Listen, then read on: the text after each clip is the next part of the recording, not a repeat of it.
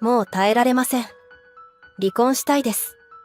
絞り出すように私がそう言うと、夫はそれを鼻で笑った。別にいいけど、路頭に迷うのはお前だぞ。私には離婚なんてできないと思っているのだろう。夫は私をあざけ笑いながら、離婚届にサインをして渡してきた。俺は何にも困らないからな。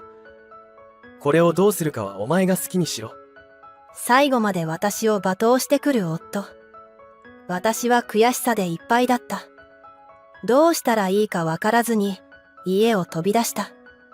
それから、とある人物に電話をして助けを求めた。私の名前はのぞみ、28歳の専業主婦だ。夫の正人とは結婚したばかり。私たちの出会いは職場だった。のぞみさんって、いつも真面目に仕事をしていて偉いですよね。え、ああ、みんなが不真面目っていうことではなく、いつも一生懸命だなって思って。ありがとうございます。彼はいきなり私のことをそうやって褒めてきた。彼の方が3歳年上なのだが、私にとって彼は憧れの先輩という位置だった。だから彼に褒めてもらえてすごく驚いたし、とても嬉しかった。私が一生懸命に仕事を頑張っていることが認められたような気がした。しかもそれを機に、私は彼から飲みに誘ってもらえるようになった。彼と話しているだけで、とても楽しい気分になれる。いつしか憧れから好きという気持ちに切り替わっていた。そして彼も私のことを思ってくれていたようで、二人で会うようになって少し経った頃に告白をされた。もちろん私の返事は OK で、こうして私たちは付き合うことに。それからはとても楽しい日々を過ごした。仕事中にも彼と会うことができるし、仕事後はお互いの家を行き来した。職場の人には内緒にしながら、社内恋愛をしている状況もなんだか楽しかった。そして順調に交際を続けていった私たち。気がつけば交際を始めてから1年ほどが経っていた。そんな中、ある日、彼から高級レストランでの食事に誘われた。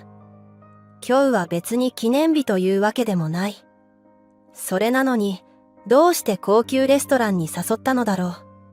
その時、私はとある考えに行き着いた。もしかして、プロポーズをしてくれるのではないだろうか。そう考えた瞬間に私はものすごくドキドキした。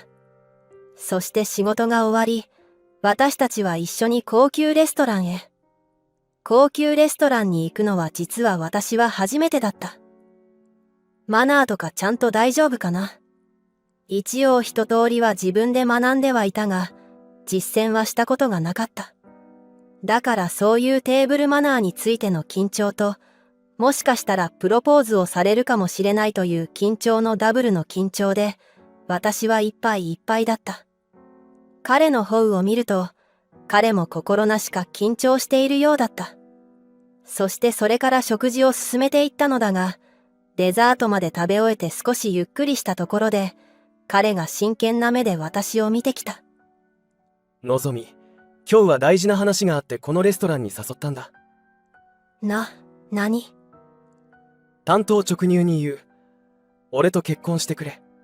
そう言って指輪を渡してきた彼。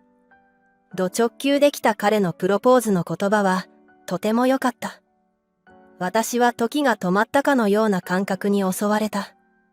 時間にしたらほんの数秒だったのだろうが、とても長くスローモーションのような感じがした。私はごくりと唾を飲み、緊張しながらこう返事をした。私も正人と結婚したいです。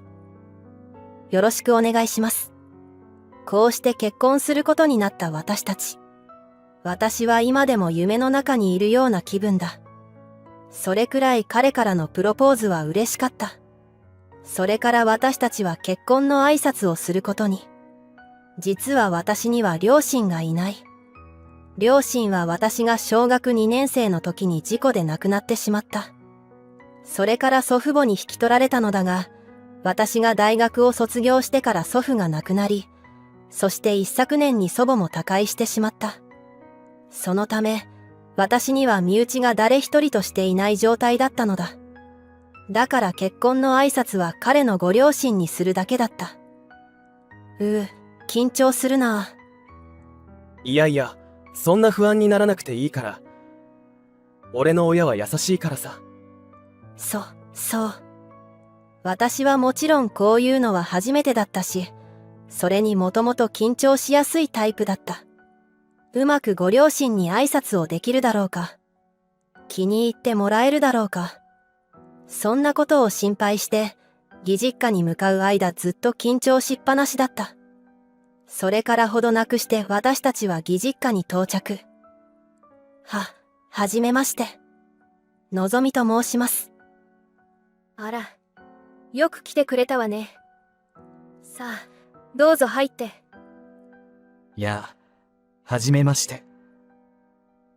今日は時間を作ってきてくれてありがとう。義両親はものすごく優しかった。そのおかげで私はすぐに緊張が解けてリラックスすることができた。そうか、ご両親がいない中よく頑張ったね。偉いわ。そうやって義両親から褒めてもらえて私は嬉しかった。それから楽しくお話をして結婚の挨拶は終了した。優しそうなご両親で本当に良かった。これなら彼との結婚後も良好な関係を築けそうだ。それから私と彼は結婚式の準備を進めた。やっぱり俺は長男だし、豪華な式にしようと思うんだ。その方が望みも嬉しいだろう。うん。私は別にそういうわけではなかった。つつましくシンプルな式でもいいし、むしろ私には身内がいないからこそ、あまり豪華にしてたくさんの参列客がいるような状態は望ましくなかった。だけど彼は式を豪華にする気満々だったし、すごく楽しそうにしていたから、私の気持ちで楽しそうにしているのをがっかりさせたくなかったのだ。そして実際に結婚式の日がやってきた。ものすごく結婚式は豪華で、お互いの友人や職場の人がたくさん参列してくれた。また彼はほとんどの親戚を呼んでいて、私との差はすごかった。その点だけはちょっと恥ずかしい気持ちがあったが、それでも結婚式自体はとてもいい式になったと思う。その後、新婚旅行に行き、帰国後に新婚生活を始めた私たち。夫から結婚してからは家庭に入ってほしいと言われていたので、私は寿退社をして専業主婦になった。そして夫を支えるために家事を頑張った。夫は私がしっかり料理も掃除もしているので満足しているようだ。だが結婚してから3ヶ月ほどが経った頃、夫がいきなりこんなことを言ってきた。そろそろ母さんたちと同居するぞ。どういうこと？もともと結婚したら母さんたちと同居する予定だったんだ。そんなの聞いてないよ。ああ、だから今言った。そんな、もっと新婚生活を2人で過ごせると思っていたのに。だからさっきも言っただろ。本来は結婚したらすぐに同居する予定だったって。それを俺がお前のことを気遣って3ヶ月の猶予を設けてもらったんだ。むしろ感謝してほしいくらいだよ。そんな。夫は以前から少し強引なところがあるというか、無理やり自分の意見を押し通すようなところがある。今回の同居についても、完全に夫の中では決定事項のようだ。結局、私は反対できないまま、義実家で同居をすることになってしまった。まあでも義両親は優しい人たちだし、幼い頃から両親がいない状態で育った私にとっては嬉しい環境かもしれない。今後、子供ができた時も、子供にとっては一緒に住んでいる家族が多い方がいいだろうし。だがそんな私の淡い期待は、すぐに打ち砕かれることになる。母さん、来たよ。マサト、ようやく来てくれたのね。これからよろしくな。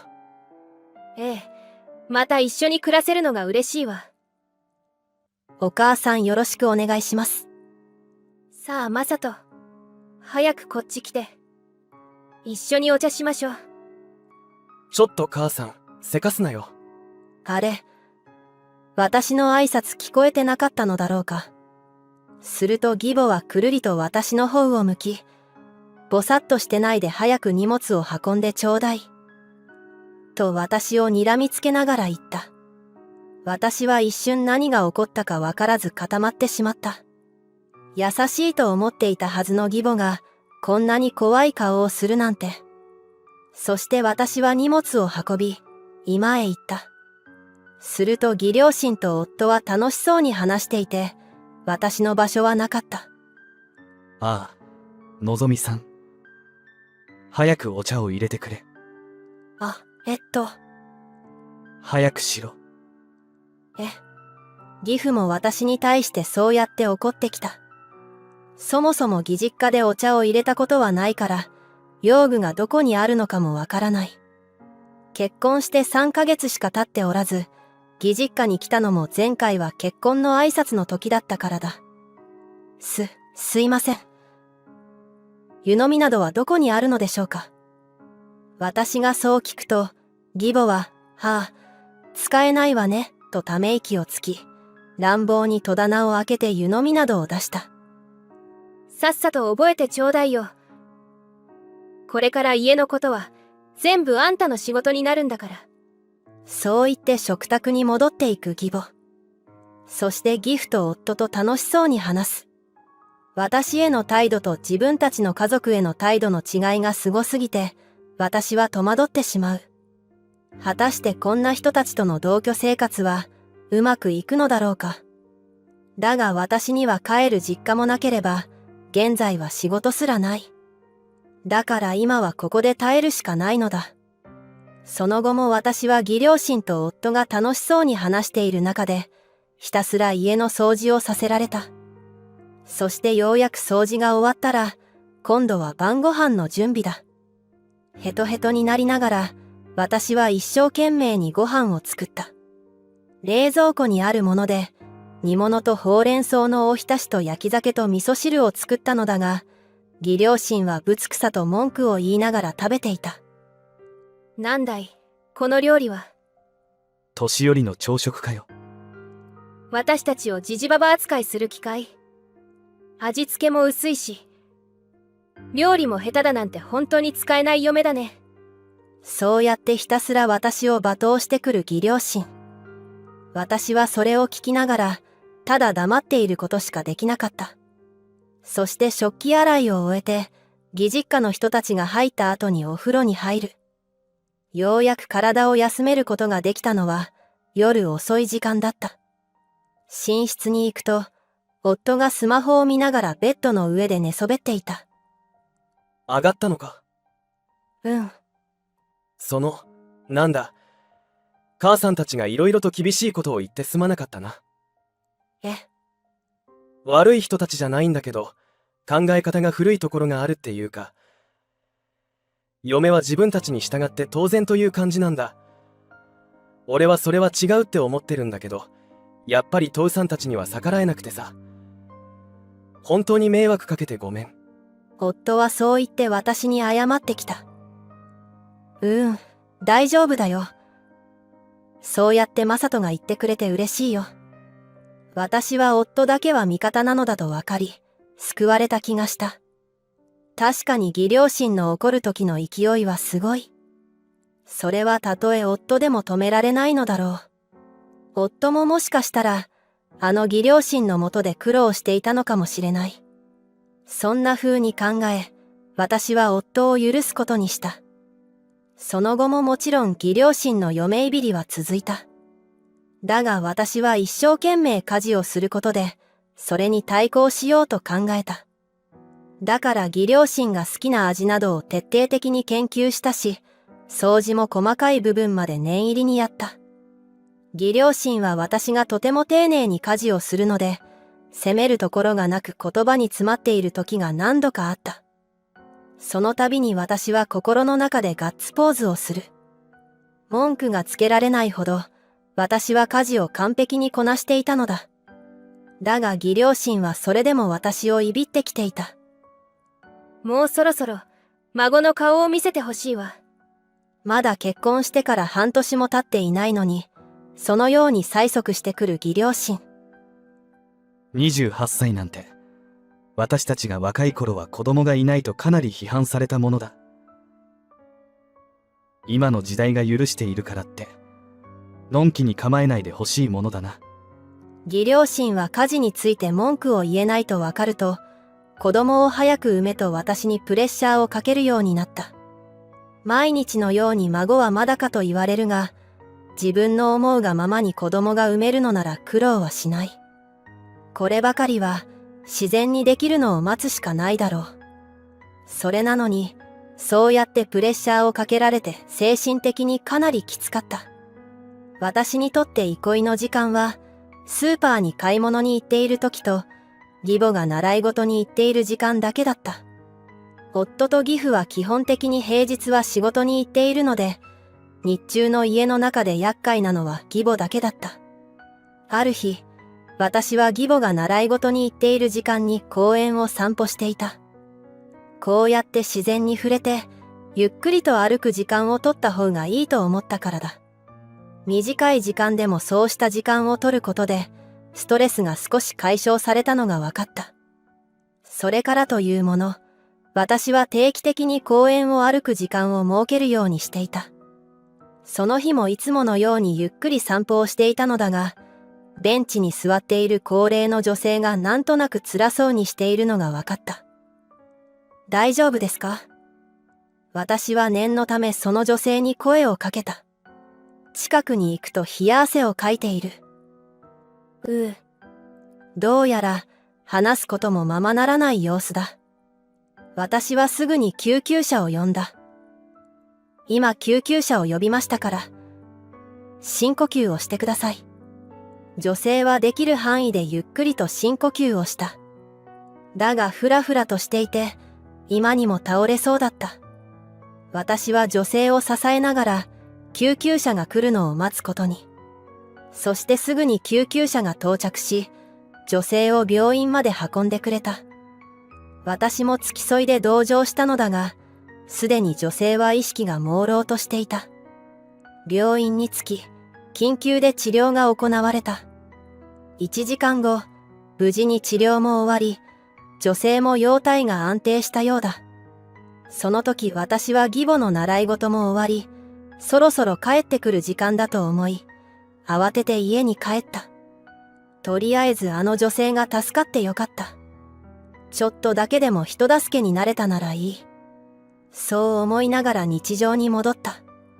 それから2週間ほど経った頃、私は久しぶりに公園を散歩した。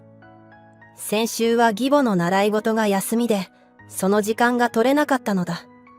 するとまた、あのベンチであの女性が座っていた。女性は私に気がつくと、立ち上がり声をかけてきた。もしかして2週間前に私を助けてくれた方ですか？私は優しく微笑んだ。やっぱりそうだったんですね。あれから体調は良くなったんですか？ええ、おかげさまで。どうやらあの日は暑かったのに、あまり水分をとっていなかったから熱中症になってしまっていたようで。そうだったんですね。本当に助かりました。今日はお礼ができたらと思って、ここで待っていたんです。いえ、お礼なんて。私はそう言いかけたが、もしかしたらこの女性は私と遭遇できるように、毎日ここに通っていたのではないかと思った。もしかしてあの日の翌日からずっと公園に来てたんですか？ええ、あなたに会えればと思って。そんな、面倒な手間をかけさせてしまって申し訳ありません。いやいや、謝らないでください。私がお礼がしたかっただけですから。私はそれならと、一緒に喫茶店に行って話し相手になってほしいとお願いした。夫と結婚して義実家で同居生活を始めてから、私は誰にも相談したり悩みを打ち明けることができなかった。女性は驚いていたが、そんなことでいいなら喜んで引き受けますよ、と笑って、私をお気に入りの喫茶店に連れて行ってくれた。女性の名前は篠田さんといって、現在62歳だそうだ。私が28歳だと話すと、自分の息子よりも年下だと言っていた。そして息子が2人で娘がいないから、自分の子供くらいの年齢の女の子とお茶ができて、まるで娘とお茶しに来ているみたいで嬉しいと言っていた。私は義実家での嫁いびりで、辛い思いをしていることを話した。篠田さんは私の話を聞き、険しい顔をしていた。あなたのような心優しい人を追い詰めるだなんてひどいわ。旦那さんは守ってくれないの？主人は裏では謝ってくれるんですが、実際に嫁いびりに会っている時は助けてくれないです。まあ、頼りない男。そんな旦那捨てて、一人で生きた方がいいんじゃないかしら。そう言われましても、私は専業主婦をしてて仕事を辞めたので、再就職するのはなかなか大変だと思います。今まではどんなお仕事をしていたの？〇〇という会社で総務の仕事をしていました。まあ、そうなのね。それじゃあ、旦那さんは今もそこでお仕事をされているのね。はい。私はなぜそんなことを聞かれたかわからなかった。でも篠田さんとゆっくりお話できて、とても楽しかった。公園の散歩も良かったが、自分の悩みをこうやって聞いてくれる人がいるのが、一番いいことが分かった。それで少し、義実家でのストレスも癒されていった。だが義両親の嫁いびりは、日ごとにエスカレートしていった。多分、私があまり辛そうにしていなかったからだろう。やっぱり親がいない家庭の子というのは、神経がずぶといというか、まともじゃないな。本当にそうね。あと、物覚えが極端に悪すぎるわ。鶏のようにすぐ忘れるし。そうやって、私に親がいないことさえも侮辱してくる義両親。私は確かに幼い頃に親を亡くしているが、祖父母に育てられたからちゃんと教育は受けている。それに大学だって出ている。そんな風に侮辱される筋合いはない。そしてそんな中、さらに辛い出来事が起きた。夫が不倫していることが判明したのだ。きっかけは夫がスマホの画面を開きながら寝落ちしていたこと。たまたま LINE のメッセージが来ているのが見えて、そこに知らない女性から愛のメッセージが来ていたのだ。ハートたっぷりで好きというメッセージが送られていて、私は絶句した。すぐに夫を起こして私は問い詰めた。すると夫は開き直った。別に不倫くらいしてたってよくないか。俺はお前を養ってるんだから。むしろ母さんと父さんはお前が嫁でがっかりしてるぞ。俺に文句を言うなら、もっとマシな家事をできるようになってから言ってこい。私の中で全てが崩れ落ちたような気がした。夫だけは味方でいてくれていると思ったのに。もう耐えられません。離婚したいです。絞り出すように私がそう言うと、夫はそれを鼻で笑った。別にいいけど、路頭に迷うのはお前だぞ。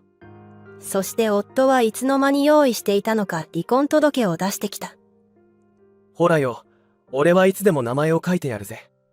私には離婚なんてできないと思っているのだろう。夫は私をあざけ笑いながら、離婚届にサインをして渡してきた。俺は何にも困らないからな。これをどうするかはお前が好きにしろ。最後まで私を罵倒してくる夫。私は悔しさでいっぱいだった。どうしたらいいかわからずに家を飛び出した。それから、とある人物に電話をして助けを求めた。その日はもう夜の11時だったのだが、私はあの家にはいられなかった。そして誰かに話を聞いてもらいたいという思いが止められず、篠田さんに電話をしたのだ。私がこんな時間に電話をしてくるなんてよほどのことがあったと思ったのか、すぐに電話に出てくれた。そして自分のお家に来るように言ってくれたのだ。私は篠田さんに言われた住所についてびっくりした。そこはテレビで見るような大豪邸だった。恐る恐るインターホンを押すと、篠田さんの声が聞こえてきた。そして私を家の中に入れてくれた。家の中の豪華さにも圧倒されながら、篠田さんが入れてくれたコーヒーを飲みながら、私は今日のことを話した。まあ、あなたのクズ旦那。ご主人が不倫をしていたのね。クズ旦那ですよ。開き直っていたんですから。そうね。こんな素敵なのぞみさんを、そんな風に存在に扱うなんて許せないわ。この件は私に任せてくれるかしら。え、今日はこの家に泊まりなさい。部屋はたくさんあるから。篠田さんにそう言われ、私はお言葉に甘えて泊まった。離婚届は篠田さんに背中を押されて提出してきた。この先私がどうなろうと、夫との結婚生活は続けられないだろう。そして翌日、篠田さんが作ってくれた豪華な朝食を食べながら、私はここまでしてもらって申し訳ないと言った。いいのよ。それよりもうすぐ面白いものが見られるわよ。すると私のスマホが鳴った。夫からだった。きっと家出をしたことを怒っているのだろう。私は出るのが嫌だったが、篠田さんが出てみなさいと言ったので、電話に出た。もしもし。お前、一体何をしたんだ？じゃねえよ。どういうわけか、俺は会社をクビになったんだよ。私はわけがわからなかった。だが篠田さんは私を見ながらニヤニヤしている。会社の大口顧客が契約を切りたいって言っていて、その原因を聞いたら、俺がお前にひどいことをしたからって言われたんだよ。お前、〇〇会社の会長とつながってたのか。私はそこでようやく理解した。会長というのは篠田さんのことだろう。彼女は私のために夫に制裁を加えてくれたのだ。私の大事なお友達よ。なんでそんな大事なことを教えてくれなかったんだよ。っていうか、今すぐ会長に弁明してくれよ。俺はお前の優しい旦那だって。まあ、母さんたちが嫁いびりがひどかったことは認めるよ。俺もその被害に遭っていたってことにして、俺は悪くないって言ってくれよ。そうやって私に嘘をつかせようとする夫。その瞬間にスーッと一気に夫への気持ちが消えていくのを感じた。私は嘘なんてつきたくない。あなたは私を傷つけた。お母さんたちと一緒に深く私の心を傷つけた。それにもう離婚届出してるから。私にとってあなたは不倫をした元夫なの。助ける義理もないし、不倫による慰謝料も請求するし、お母さんたちから受けたモラハラによる慰謝料も請求するから。そんな。俺は会社をクビになってしまったから、そんなの支払えないよ。お父さんは働いてるし、代わりに払ってもらえばいいじゃない。とにかく、もう私は容赦しないから。これ以上、私に関わらないで。私はそう言って電話を切った。いいね。女性はそれくらい強くなくっちゃ。篠田さんがまさか、企業の会長だったなんて知りませんでした。それにここまでしてくれて、ありがとうございます。知らなくてもあなたは私を助けてくれた。そんな心優しい命の恩人が困っているのに、助けない理由はないでしょ。これはただの恩返しよ。篠田さん。その後、私は篠田さんが紹介してくれた弁護士を通して夫と不倫相手に慰謝料を請求。さらには私を自身の会社で雇ってくれた。私はその恩に応えるために一生懸命働いた。そして篠田さんは私をお友達だと思ってくれているようで、定期的にお家に招いて食事を一緒にしている。まるで実家に帰って母親とご飯を食べているような気になって私は嬉しかった。ちなみに元夫と元義両親は慰謝料が多額だったため、義実家を売るしかなくなったそうだ。そして元夫は、篠田さんが他の会社にも今回のことを教えたため、裏で情報が回り、全く再就職が決まらないそうだ。一方、私は順調に仕事で結果を出していっている。これで私を拾ってくれた篠田さんに、少しでも恩返しができていたらいいな。まさかの展開に驚きながらも、今ある幸運に感謝しながら私は今日も目の前の仕事を頑張っている。義実家の人たちは全員最低ですね。嫁を家政婦や奴隷のようにしか思っていませんね。全員がちゃんと制裁を加えられてスカッとしました。主さんは思わぬ出会いから人生が好転しましたね。でもそれは主さんの優しい性格だから導かれた運命だと思います。これからもお仕事を頑張りながら、プライベートもぜひ充実させて幸せになってくださいね。違う。お前はもう用済みなんだ。お前はもともと赤の他人だしな、家政婦みたいなものだった。娘が結婚すればもう用済みだ。つまり、離婚だよ。は、離婚。お前、ふざけんなよ。ふざけてないよ。真剣そのものだ。俺はキャシーと再婚するんだ。は、あんた、海外の人と浮気してたの？違う。キャシーは日本人だ。はい。俺が通う店の女の子だよ。ああ、キャバ嬢ね。ってふざけんなよ。離婚なんてできるわけないだろ。あんた、どれだけゆかちゃんを傷つければ気が済むわけ？私はのぞみ、20歳で夫と知り合いスピード婚をした私には、大きな娘ができた。娘のゆかは夫の連れ子だ。私とは7歳しか離れていない。結婚当初はいきなり13歳の子の母親になれるのだろうかと不安に思ったが、娘はすぐに私を頼ってくれるようになった。それ以来、母と子というよりは年の離れた姉妹のような関係性だったように思う。夫との出会いは友人と食事をしていた時のことだ。私の友人と夫が同じ会社に勤めていて、たまたま友人とランチをしていたところで夫と出くわし、そこで少し立ち話をした。それから友人に誘われた飲み会で再会を果たし、その後2人で会うようになった。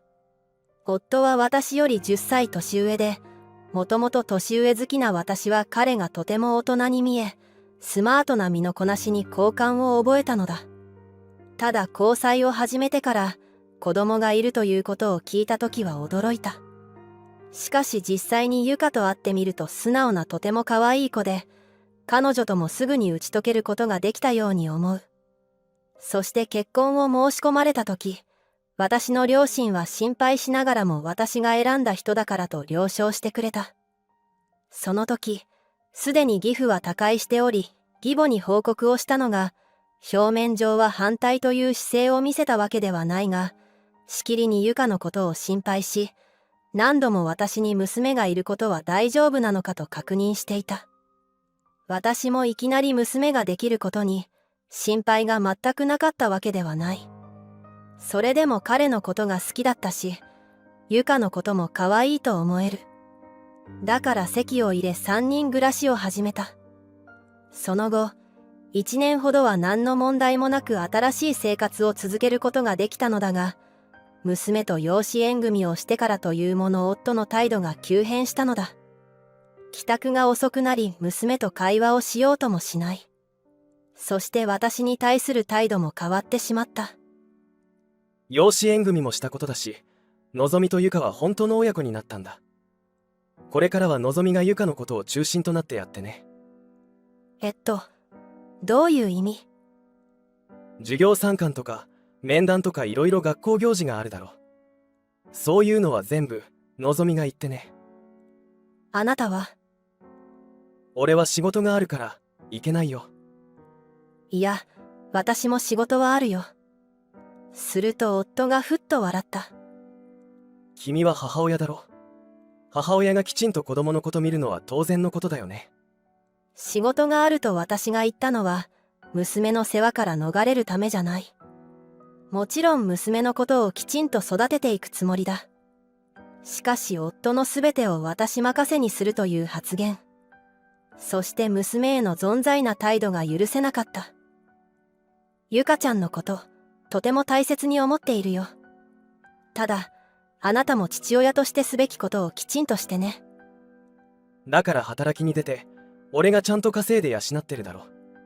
夫はそう言ったが養子縁組をしてからというもの、家にお金を入れることが減っていく。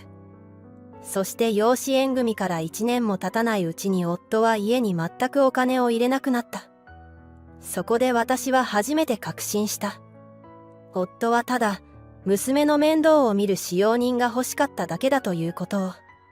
最初から私のことなど愛してはいなかったのだろう。ただ、そのことが分かっても、私はそれほどショックを受けることはなかった。そんなことよりも、娘を立派な大人に育て上げることの方が重要だった。そして、そんな日々が続いたある日、私は知らなかった事実を知ることになる。それはこれまで夫が出席していた、娘の三者面談に初めて行った帰りのことだ。のぞみちゃん、今日はありがとう。どういたしまして。ゆかちゃんが先生からたくさん褒められて私、嬉しかったな。嬉しいな。嬉しいと口にした娘だが、浮かない表情を見せる。どうしたの？私、先生の前で浮かれすぎてた。そんなことないよ。のぞみちゃんが先生の前でも、たくさん私のこと褒めてくれて嬉しかった。もしかしてバカオやアクセル全開だったか？そうかもね。でも、嬉しい。お父さんはのぞみちゃんみたいに私のこと褒めてくれないから。そっか。まだまだ親としての自覚が私にはなかったんだ。娘がそんなことを思っていたことに気がつくことができなかった。確かに言われてみれば、これまで3人で会話をすることはあったが、父と子での会話に対して意識したことがなかった。のぞみちゃんが来てくれるまで、私はおばあちゃんと一緒に暮らしてたから。お父さん、私への接し方がわからないのかな？聞いてない。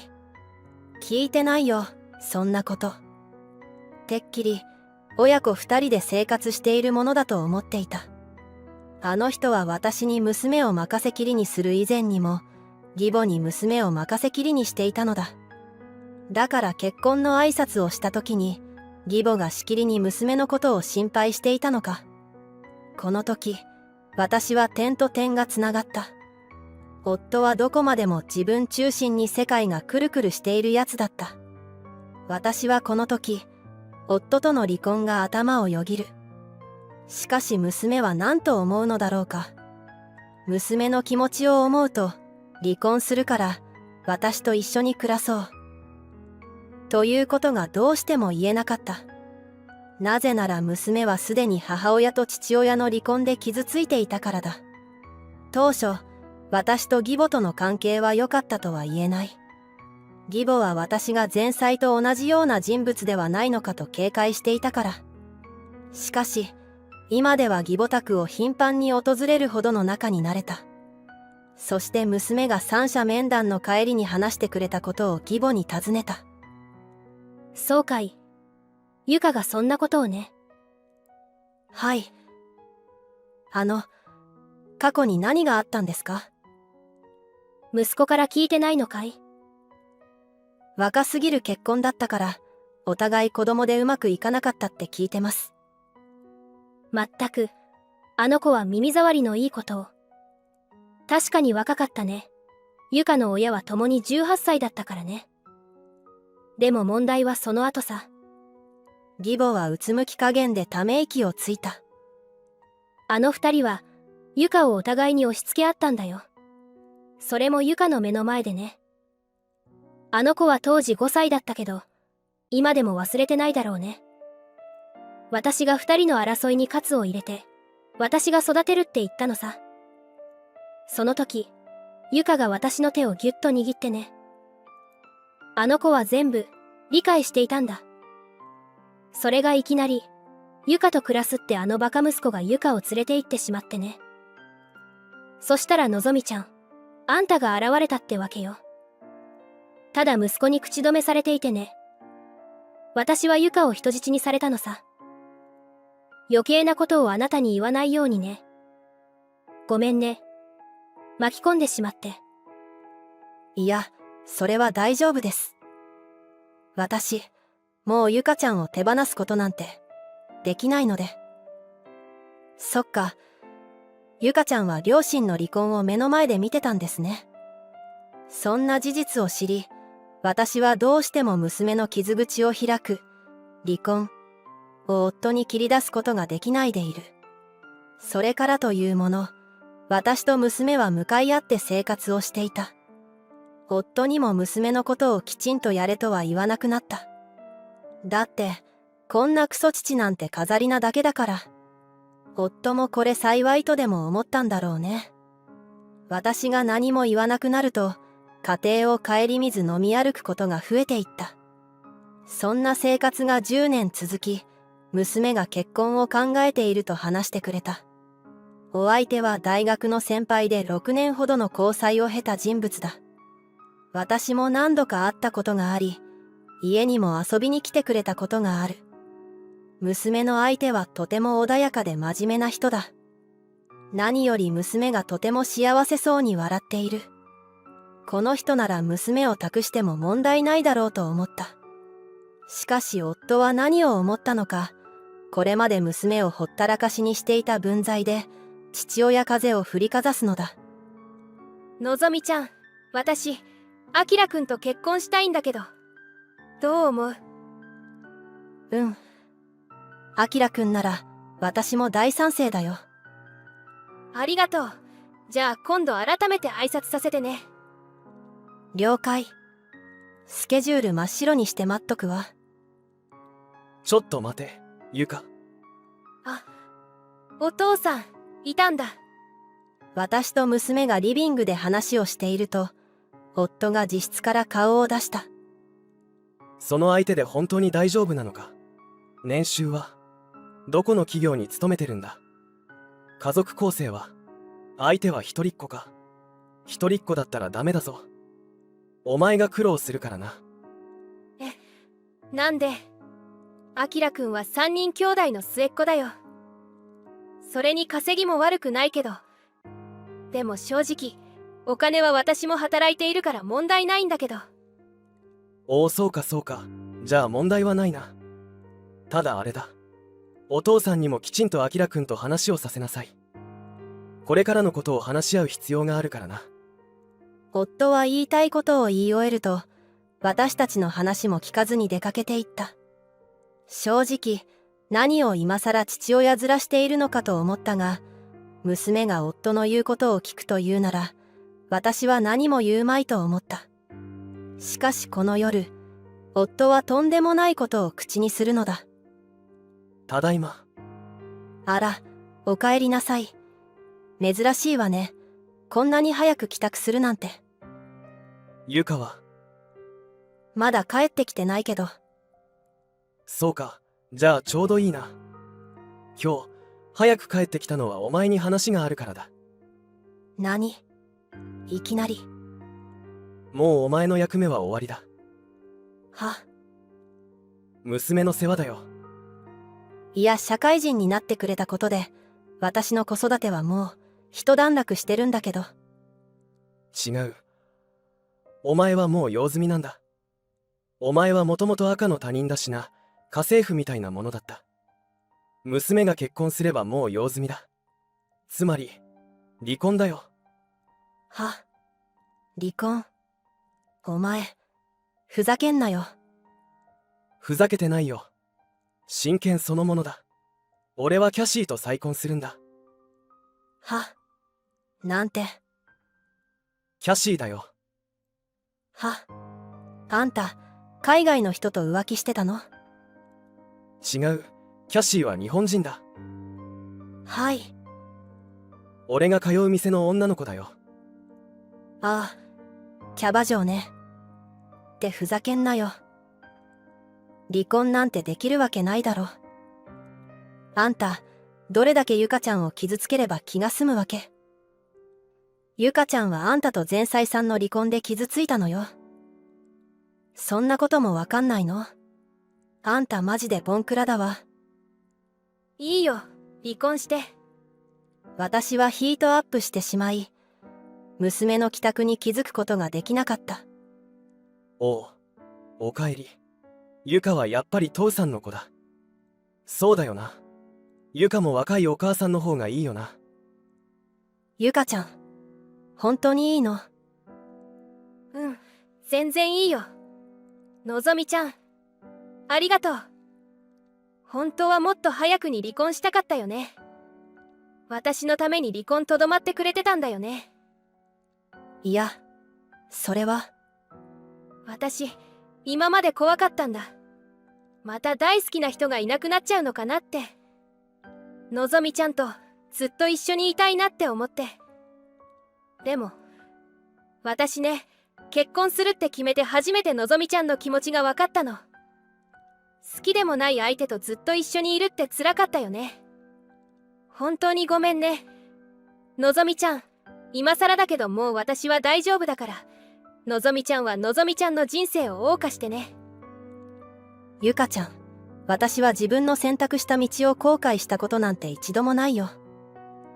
だってゆかちゃんっていう大切な娘と出会えたんだから。謝る必要なんてないよ。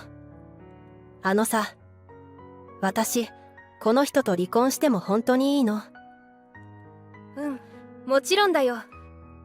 もう会えなくなっちゃっても。これ以上、のぞみちゃんの人生の邪魔、したくない。会えなくなることなんてないよ。あなたが私の娘であることに変わりはないのだから。本当に。うん。あなたは私の自慢の娘だよ。ありがとう。じゃあ、話は早いな。離婚ってことで進めよう。あ、そうだ。こいつがいたんだった。コロッと忘れてたわ。うん、もちろん。慰謝料はきっちり払ってね。キャシーにも請求するからね。そうだな。二人合わせて500万で手を打とうか。は、高すぎるだろ。いや、相場でしょ。稼ぎでの計算だからね。払わないなら、あんたの会社に内容証明送るわ。わかった。わかったから、そんなこと絶対にするな。ただ今すぐ500万は無理だ。そんな大金用意できない。は、車売って、あんたが持ってるブランド品売れば200万くらいにはなるでしょ。どんだけ飲み歩いてても家に一切お金入れなかったんだから、300万くらいの貯蓄はあるでしょ。どっちが出しても構わないから、二人で500万をきっちり振り込んでね。わかった。2週間後、慰謝料の振り込みを確認し、私たちは離婚した。それからというもの、私は会社近くのマンションを契約し、元夫と暮らしていた賃貸から10年間の荷物を整理するため、たびたびその賃貸を訪れていた。そしてようやく最後の荷物を引き上げるというところで、元夫が私を止めたのだ。ねえ、のぞみちゃん。うわ。何？名前で呼ぶとか久しく聞いてないわ。めっちゃキモいんだけど。のぞみちゃん。俺ものぞみちゃんの新居に行こうかな。は？何の冗談。キャロルと一緒になるんだろうが。キャシーだよ。ああ、どっちでもいいわ。キャシーがいなくなっちゃったんだ。夫の不倫相手が蒸発したことを聞いて私は大笑いしてしまった。はあ、お腹痛い。キャバ嬢の営業トーク、本気にするおっさん、マジでオツ。俺のこと、かっこいいって言ってくれてたのに。舞ちゃんが。舞ちゃん、私とあんたが離婚したって聞いて血相変えてたよ。は、会いに行ったんだよね。彼女の名前は舞だよ。あんた、源氏名しか教えてもらえなかったんだね。そりゃそうだよね。彼女とは週に1回お店で会うだけだったんだから。俺たちの愛はプラトニックだったんだ。違う違う。あんたはただの客。あの子、いい子だったよ。私とあんたの離婚知って、めちゃくちゃ謝ってたよ。っていうか、あんたは間違いなくいた客だよ。週1回の来店で、セット料金と指名料だけ払って、キャバ嬢には酒をおごらないってどんだけだよ。愛にお金は必要ない。はいはい、じゃあもう行くわ。ちょっと待って。俺、娘に縁切るって言われたんだ。しかも母さんからも相続結核って言われちゃって。老後の面倒を誰にも見てもらえないんだ。あんた、ゆかちゃんに老後の面倒を見させようと思ってたの？しかもお母さんの財産、当て込んでたの？あんた、マジ救いようがないわ。よかった。ゆかちゃんが離婚進めてくれて。そんなこと言うなよ。俺、結婚式にも来るなって、日にちも場所も教えてもらえないんだぞ。ああ、自業自得ってやつだね。お前は呼ばれてるのか？もちろん、私はあの子の母親だからね。俺とお前は離婚したんだから、もうお前は関係ないだろ。あんたとは関係ないね。だけど私とゆかちゃんは養子縁組してるからね。ちゃんとつながってるよ。今さら、思い出すって、ほんと私や娘のことはどうでもよかったんだろうね。あんたはこれまで家庭を顧みなかったんだから、娘に捨てられて当然。せいぜい、人様に迷惑かけないようにこれからはお金を貯めておくことですね。私はうなだれる元夫を放置し家を出た。これで全部終わった。あとは娘の幸せを願うだけだ。あれから5年、娘は2児の母となり頼もしい姿を見せてくれる。孫たちも本当に可愛い。そして私は現在、妊娠3ヶ月だ。元夫と離婚して3年が過ぎた頃に出会った男性と結婚し、幸せな生活を送っている。のぞみちゃん、体調どう？だいぶ安定してるよ。そっか、一応今日は夕食用意して帰るね。ゆか先輩、マジで助かります。そうだよ。私は妊婦の先輩だからね。ビシビシ指導するよ。お願いします。あれから元夫がどうなったのかは知らないが、もう彼は私の記憶の小さなかけらの一つであり、振り返ることもない。どこでどんな生活を送ろうとも、私の知ったことではない。私は娘家族と自分の築いた新たな家族に囲まれ、充実した毎日を送っている。ご視聴いただき、ありがとうございます。本日の物語はいかがでしたか？チャンネル登録よろしくお願いいたします。では、次の物語でお会いしましょう。